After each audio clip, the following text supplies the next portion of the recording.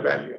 So here you can see the G stat is negative 2.0. So which is less than negative 1.96. So the G stat calculated is falling in the region of rejection. Okay. So this shaded region with the blue color is the rejection region. Okay. So since minus 2.0 value is below minus 1.96, that is the G stat, so we reject this null hypothesis. Okay. So here the decision making is done by calculating the G stat from the given data and knowing the G stat for the given critical value of alpha. So that means indirectly you can say for the given confidence interval. We can also do this decision making by calculating the probabilities. Okay, so that is the next part of the calculation. So the p-value approach is the probability value. Okay, so we can also test the hypothesis not from G stat but by calculating the probability value. Okay, so we again take based on the probability value.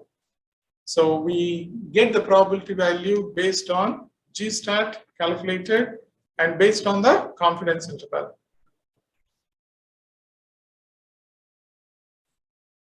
All right.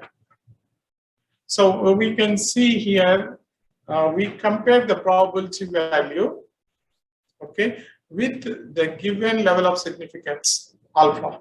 So the probability value we compare with the significance value. Then if the probability value is less than this significance value, then we reject null hypothesis. So if the probability value is greater than or equal to the significance value alpha, then we do not reject. So now the question is how to find the p-value. Alpha is given to us. So alpha is part of the problem. So then this p-value, how do you get? So to calculate the p-value, we use the G stat which we have calculated.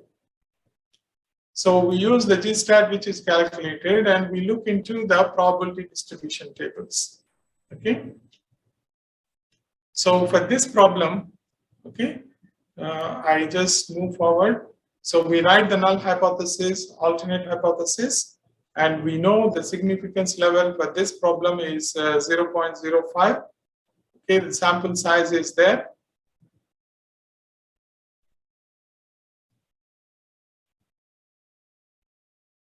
Okay, the sample size is 100. So next what we do, we calculate the G stat. Okay, so we calculate the G stat just like the previous one. So the G stat is again, the calculation is repeated. So you get minus 2.0. Okay, now for minus 2.0, we find out what is the probability. Because you can refer back the probability tables. Okay. So from the probability tables, you can refer the probability value for minus 2.0 is, I think it is 0.056. Okay, so the probability value for minus 2.0, okay, because it is a two-tile test. So the value less than minus 2.0 is 0.228. The greater than 2.0, the probability is 0.0228. So we have to use the Z tables again. So now you know the value of Z. Then from the value, you can read the probability values. Okay, so now you know the probability value for this test is 0.0456. Now we can compare this with the level of significance. So what is the level of significance? Alpha. So alpha is given as 0.05. But the probability we estimated for this null hypothesis is only 0.0456. So the probability for the test is less than the significance value. So therefore, we reject null hypothesis. So the null hypothesis can be tested using the G-stat value or converting the G-stat value into probability values. Okay, in the first scenario, we are just comparing the G-stat value with the level of significance, 95% significance. Okay, the next test, the probability test, we convert the probability from the G-stat calculated, then compare the value with the level of significance given, alpha. Okay, so in both cases, we need to reject because the problem is the result is the same. Is there a possibility that no, no, unlikely. Because in both cases, we are looking at the probability tables. So it is unlikely. So if one test fails, the other tests do not, unlikely. All right, so we can do the testing, hypothesis testing, either you calculating G-stat or calculating the probabilities. Now let us look at this example. This is a two-tailed test. Okay, the sample mean is given in this case as 29.84. So this is the sample mean, and population standard deviation is 0.8. The sample size is 100, and you're looking at 95% confidence interval. So when you say 95% confidence interval, the alpha is 0.05.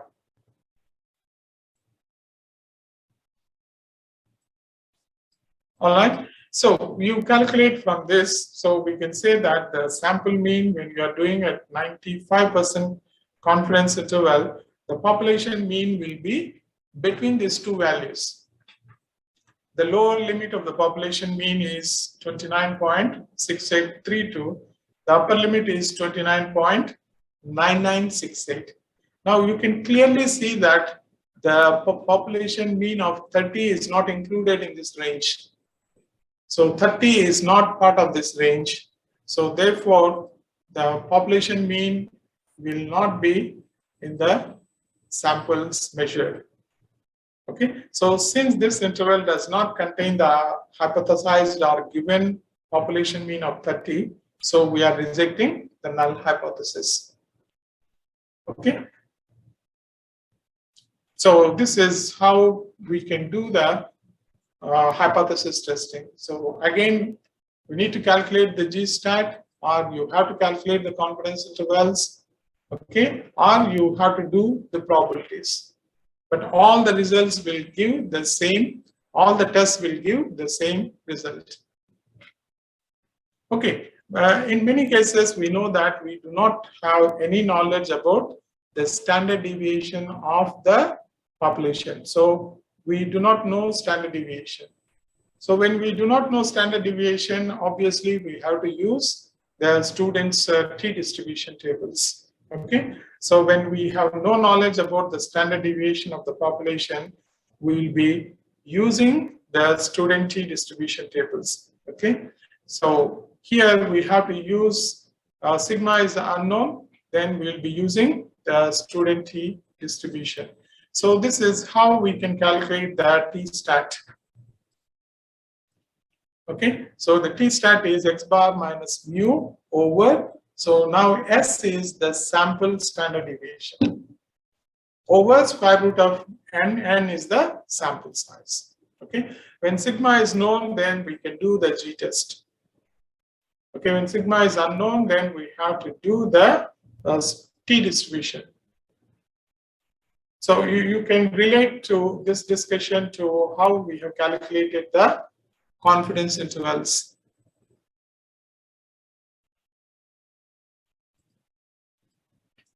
All right, I moved on. Now let us look at this example.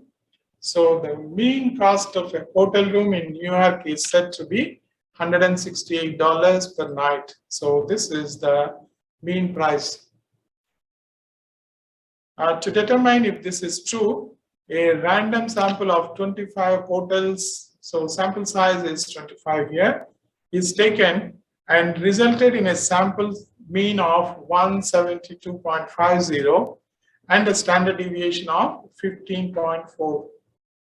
Okay. Now you are asked to test the appropriate hypothesis when the level of significance is 0.05. Okay. So we first write the null hypothesis. Okay. And what is the alternate hypothesis? So null hypothesis is that the mean cost is $168. The alternate hypothesis is it less than or is it greater than? So the question, you need to read that to determine that if this is true. Okay. So that means the value is not equal to 168. So we define the null alternate hypothesis as the mean is not equal to 168. Okay. So the first step we need to do is define the null hypothesis and alternate hypothesis. Once you write these things, then we need to proceed to the testing process. So to know the testing, what is the level of significance given? The level of significance given is 0.05. And we know the sample size. So since we do not know the standard deviation of the population, so we'll have to use t distribution. So therefore, we need to know what is the degree of freedom. So degree of freedom is n minus 1, so that is 24. Okay, so now you have to use the t distribution tables. So for a degree of freedom of 24 and for a level of confidence of alpha over 2. Alpha over 2 means 0.05 over 2, so that means 0.025. So if you look the t distribution tables for a degree of freedom of 24 and for alpha over 2 of 0.025, so that will result in a value of 2.0639. Okay, so now we can also calculate what is that t-stat. For the given data, we can calculate the t-stat. So when you use the formula for t-stat, x bar minus mu over s over square root of n. So the t-stat is calculated as 1.46. Okay. So for the given degree of freedom and the level of significance, the t-stat observed is 2.0639 from tables. Whereas from calculation, the t-stat is 1.46. Okay. So now on a normalized distribution curve, so the rejection region refers to 2.0639 this side and negative 2.0639 the other side. Okay, so you can consider this is the region of rejection. But your calculated value of 1.46 is here. Okay, so this calculated value is within the do not reject region. Okay, so this is all do not reject region. So therefore, we do not reject the null hypothesis. So that means there is not enough evidence to reject the null hypothesis. So that means the population mean of the New York hotels is about 168. Okay, so this is t-testing when the population standard deviation is not known.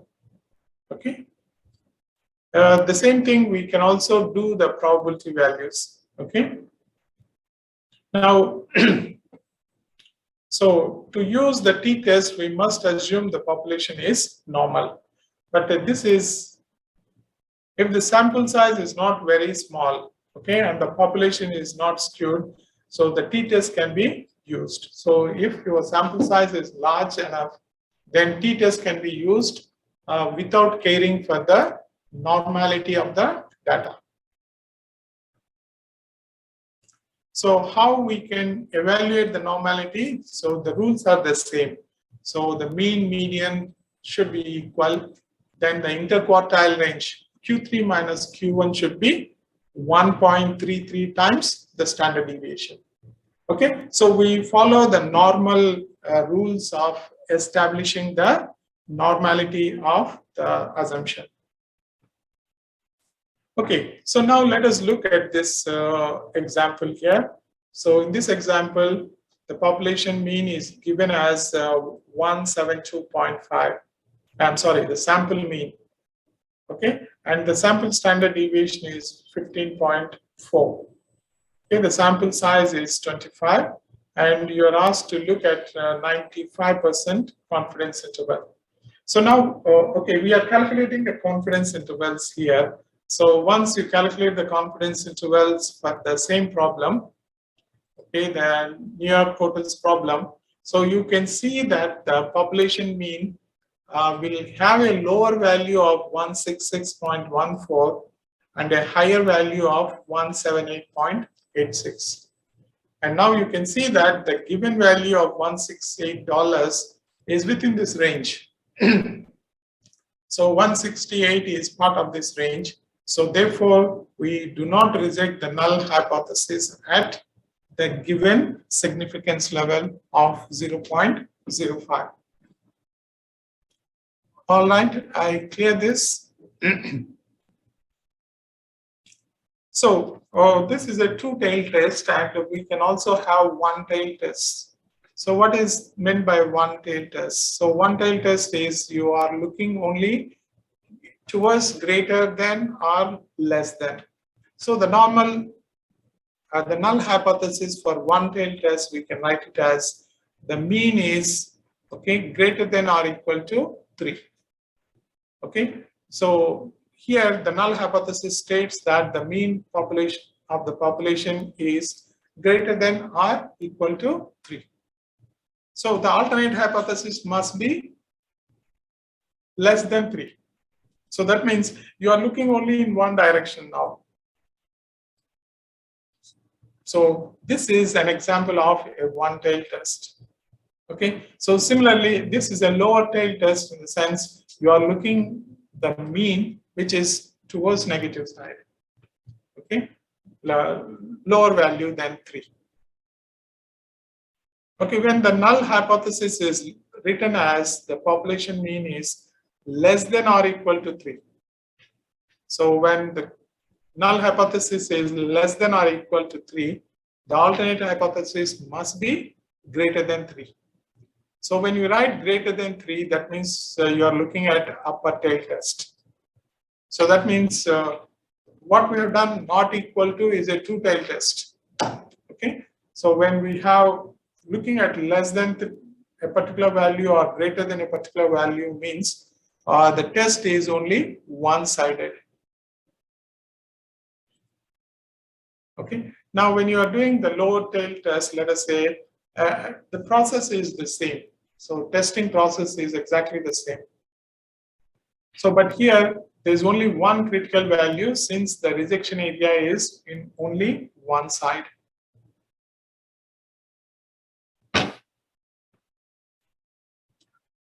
Okay, so we calculate for the data the critical value.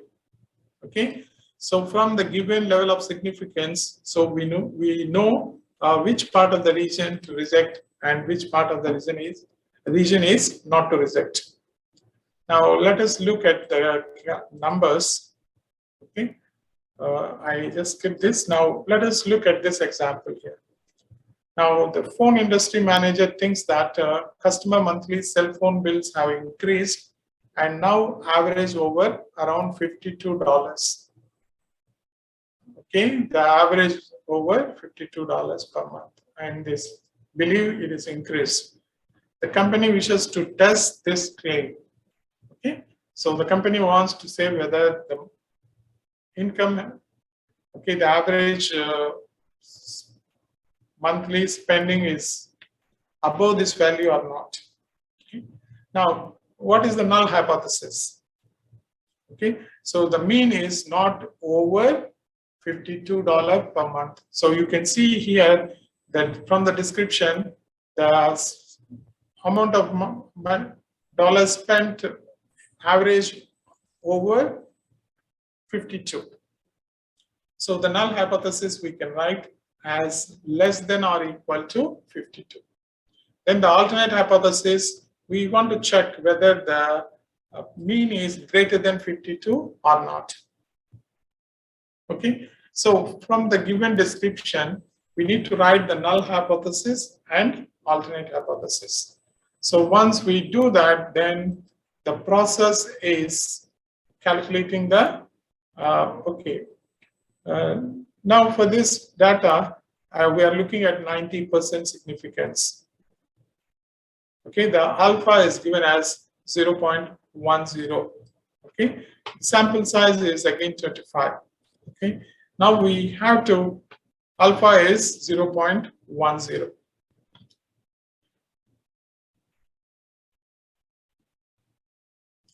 Okay, so now to reject, the T stat should be 1.318. So the T stat should be 1.318. So we have to look for the degree of freedom. Okay, I'll show the calculation. Okay, so you calculate the T stat for the given data. Okay, so x bar minus mu over s over square root of n.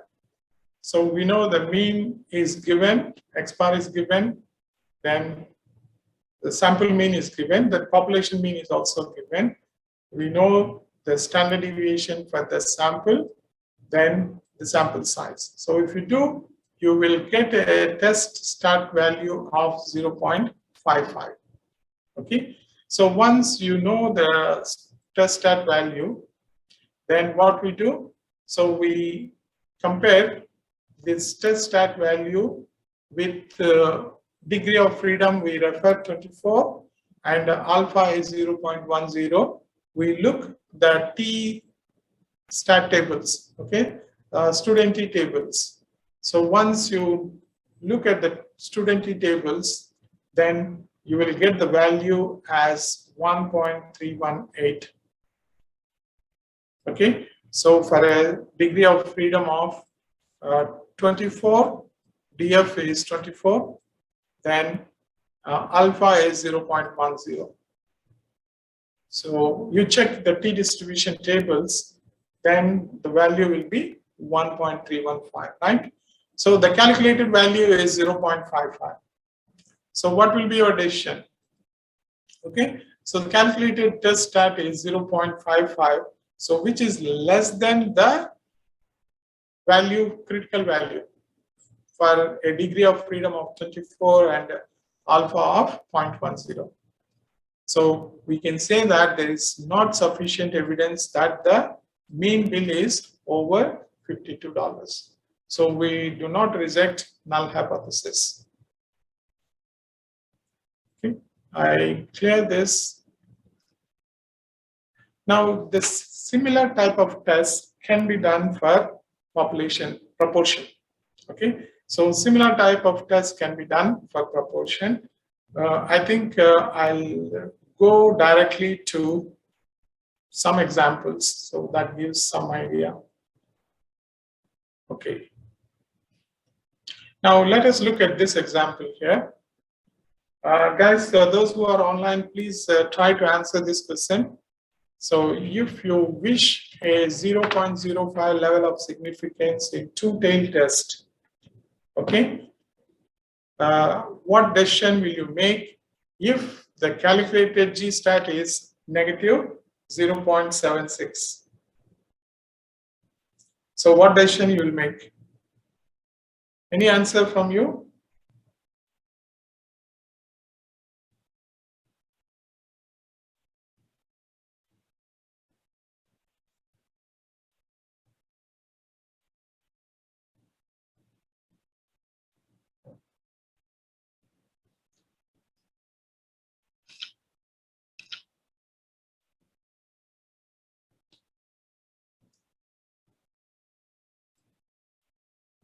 So what is your decision?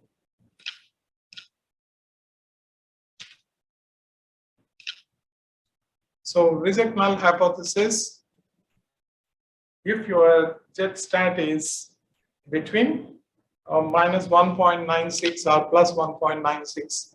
So because 95% confidence interval refers to, okay, 0.05 level means 95% confidence. So 95% confidence refers to,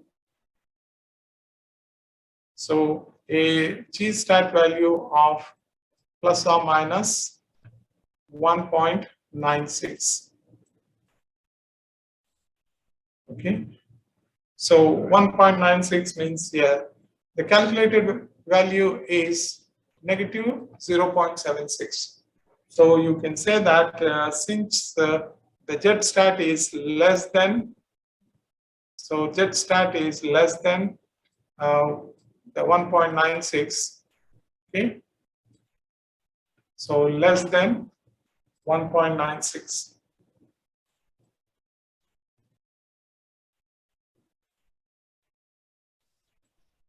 Okay, yeah, the answer is correct, Veyyam. Do not reject. I'll show you the answer now. So I clear this, I'll show you the answer. Okay, so the decision rule is you can reject null hypothesis if the G stat is between minus 1.96 to plus 1.96. But in this case, what is given is that the G stat is given as only negative 0.76. So therefore, we do not reject null hypothesis. All right. Now, try to answer this question. If you use a 0.01 level of significance in a two-tailed hypothesis test, okay, so what is your decision rule for rejecting the null hypothesis of mean is equal to 12.5?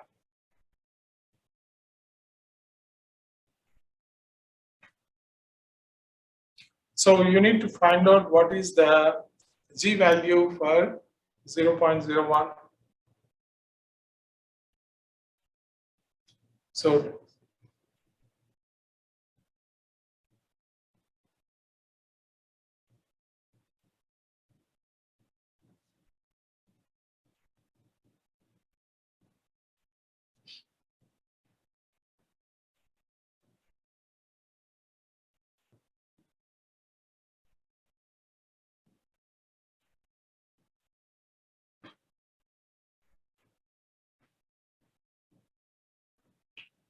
all right, so we can say that you reject your null hypothesis if the jet stat is between negative 2.58 or positive 2.58.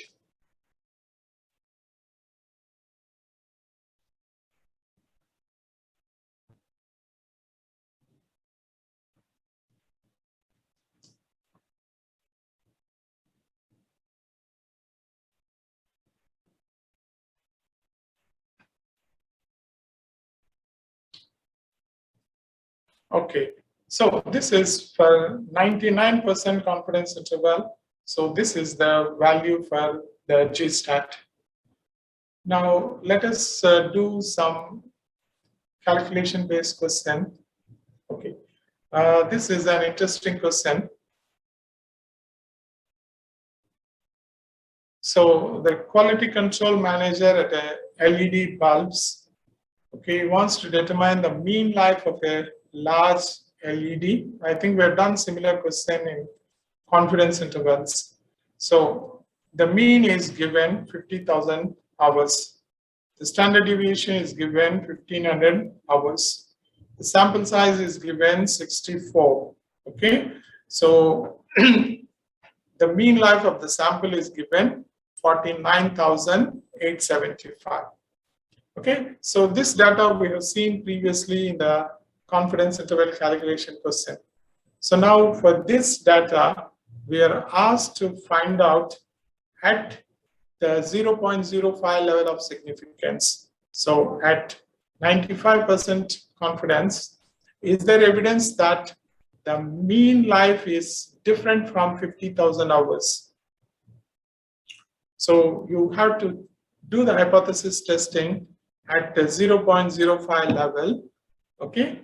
And yeah, whether the mean life is different from 50,000 hours. So different means it can be less or it can be more. So what is your null hypothesis?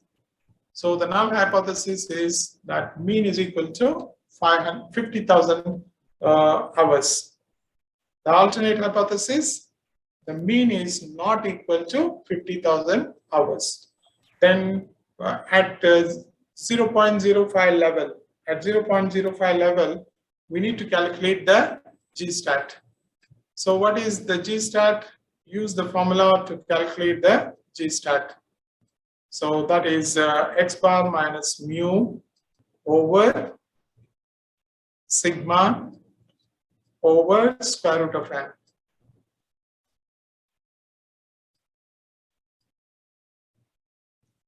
So if you do this calculation, Sharmini is asking to show question 2 again. I'll do that. Okay, if you do this calculation, how much you get?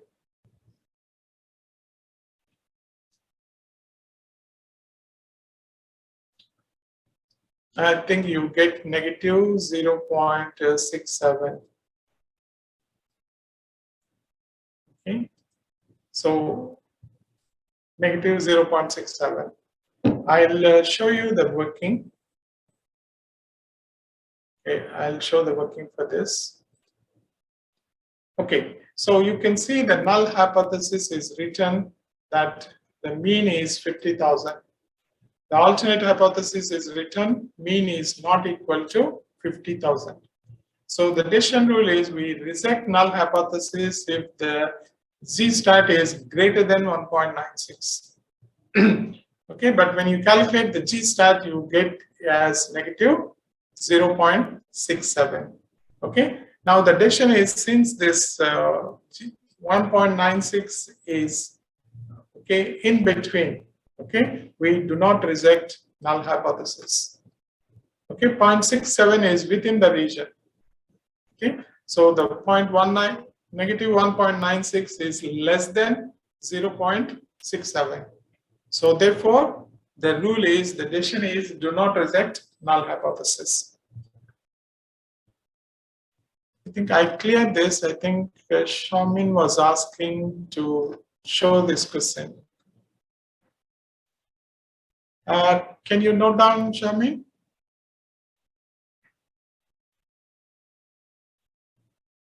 All right, I'll move to the next question.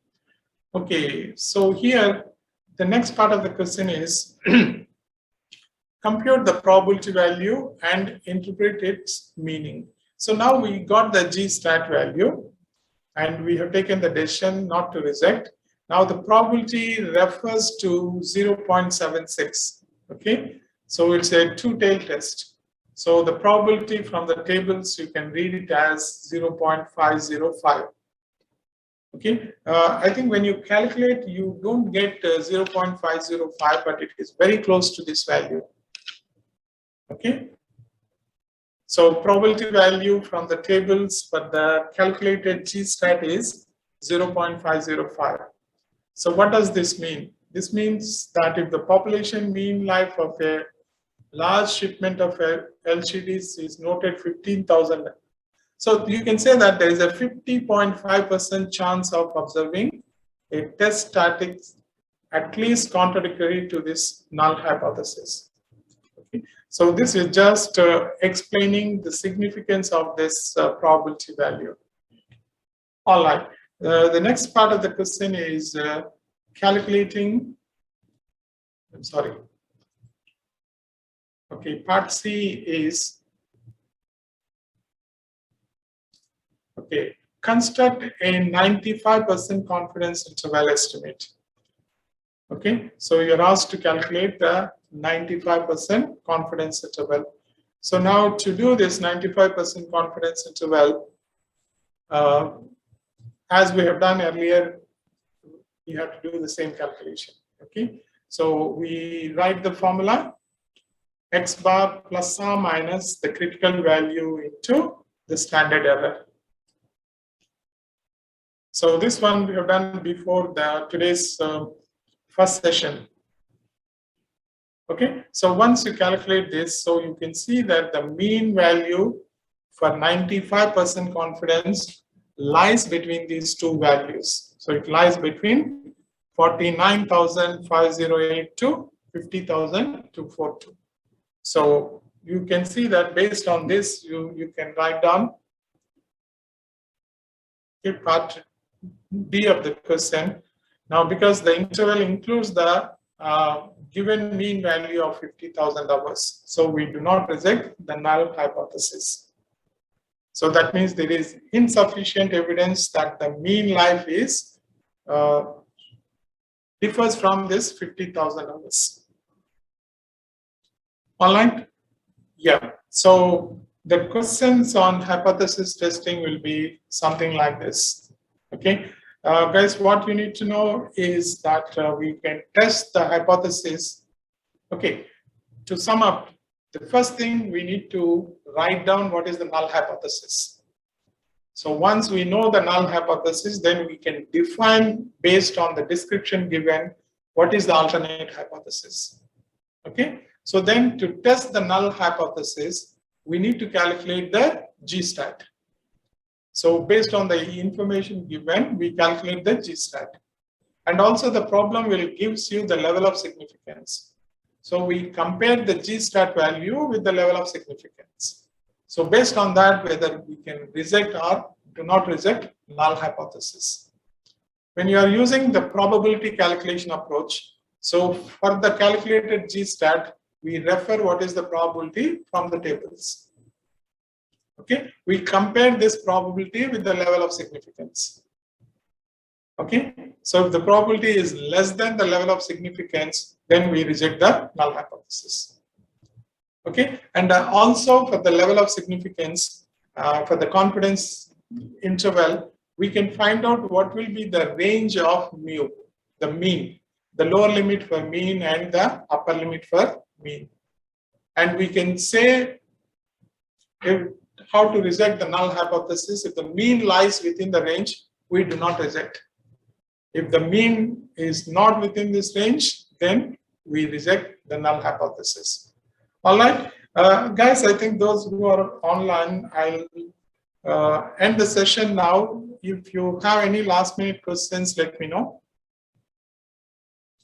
Otherwise, the plan I was discussing with the guys here, that in the last session, I'll go through all the questions which are relevant to the examination point of view. And also, if you have any questions, I can clarify on your assignment. And meanwhile, if you have any doubts about the assignment question, you can always email to me. I'll try to reply through email. Do you guys have any other questions?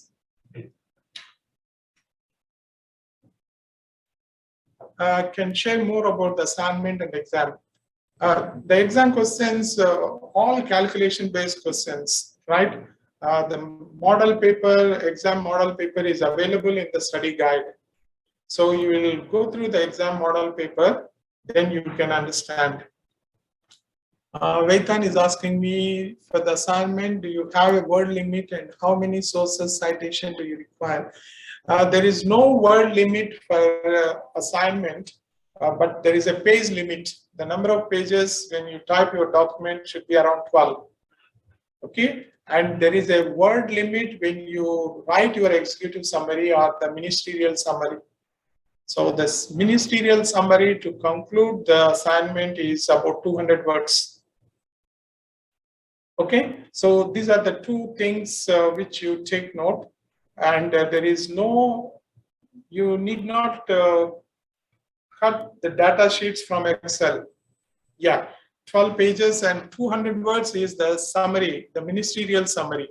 So the 12 pages should include your. During the summary, it says 12 pages long, reflecting 2,000 words. I think that's all right. I think it's not a serious criteria. It's not a serious criteria. It's not a serious criteria. So long as in 12 pages. Yeah. It doesn't matter. Yeah, you need to make sure that it should be in 12 pages. But the description in statistics, you may not be writing 2000 words. So because most of the time you will be summarizing the information. So I don't think that anybody can exceed 2000 words. Okay. Because 2000 words refer to 4 pages of writing. So within the 12 pages, you need to include 2000 words maximum. Okay, the 200 words is part B of your assignment. So that will tell you to write the ministerial summary. Okay, so that is only 200 words. But the words in the 12 pages can be around 2000, or you can exceed, not an issue that much. But make sure that the number of pages do not exceed 12. Is that inclusive of the ministerial report? No, ministerial report is separate. Sorry. Ministerial report is separate. Okay, thank you. And there is no limit for the number of citations. But what is important is that the citations must follow Harvard referencing. So you need to follow Harvard referencing. There is no minimum words limit, Kaise.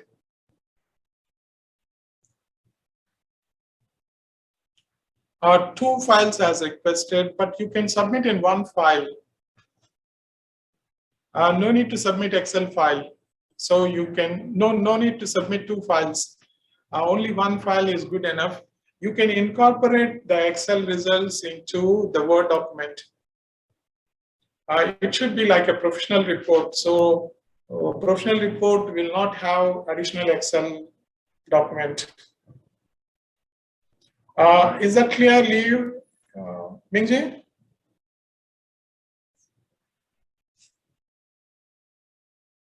Yeah, don't use any zip file, so only 1 Word document. Do you want the Excel part in the document on top or below? It's up to you. Up to you. So you use your own creativity. So I think you didn't understand me correctly. You need to extract the Excel output and incorporate in the Word document. So normally all our engineering students, they do the same thing. PDF, I think shouldn't be a problem. Your documents can be in PDF as far as if there is no requirement from the university, I think it should be okay, either Word document or PDF. Okay, these things we can clarify. Any other question, guys?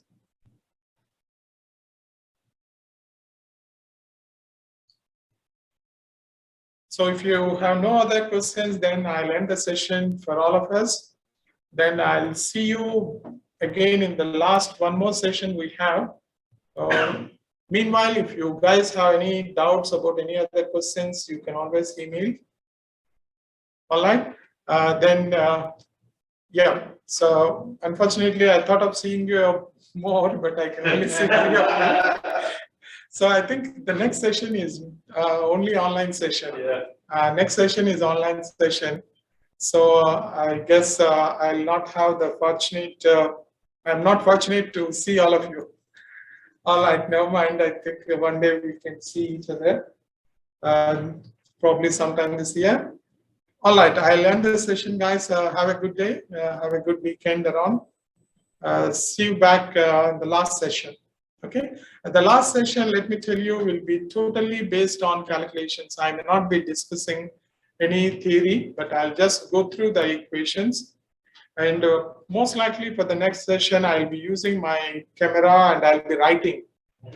That will be more beneficial. All right. All right, then have a good weekend. I'll end the session now for all of us. All right. Thank you, guys, and have a good day.